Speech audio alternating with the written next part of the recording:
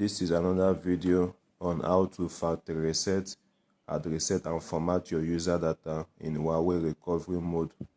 In case you forget your passcode or your pattern, use this method to boot into recovery mode and factory reset it.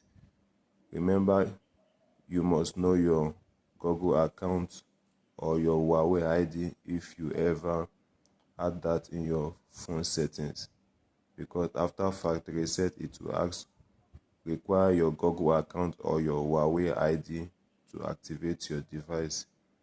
Thank you for watching. Don't forget to subscribe to my channel.